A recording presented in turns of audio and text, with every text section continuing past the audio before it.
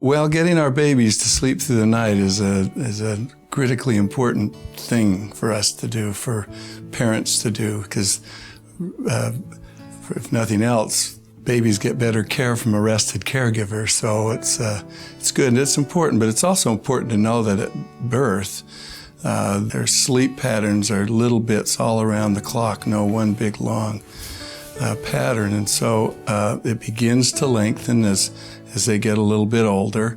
At first, their stomachs are very small and they need to be fed often. So people shouldn't worry or expect them to be sleeping through the night in the first few weeks.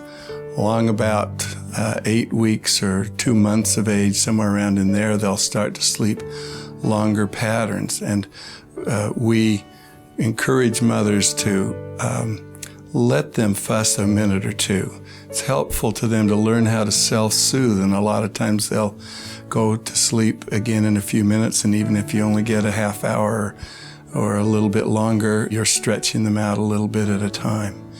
So by 3 to 4 months, their stomachs are larger and they do have the capacity to sleep a full 8-hour night.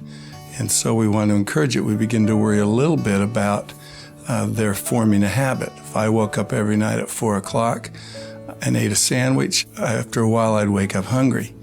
And that's what they do. So we kind of have this little balancing act to try to get them to go longer. But at 4 months, I think that they can make 8 hours, and we're more worried about developing this habit of waking up and feeding and when they really don't need to.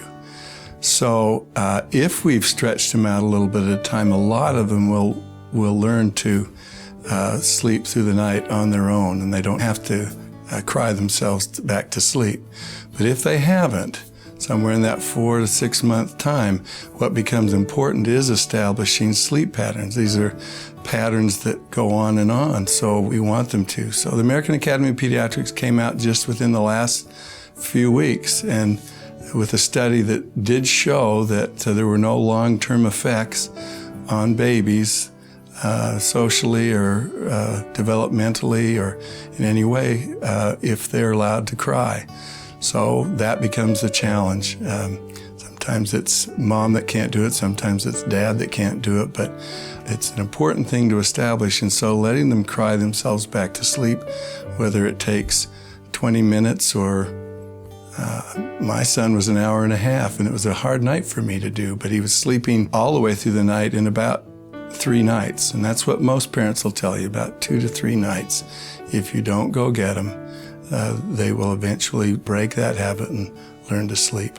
There's a good book I like to refer parents to. It's called Healthy Sleep Habits, Happy Child by Dr. Wisebluth, and it has patterns at each age, and it's a good reference book for people to look at. But that's how I'd answer that.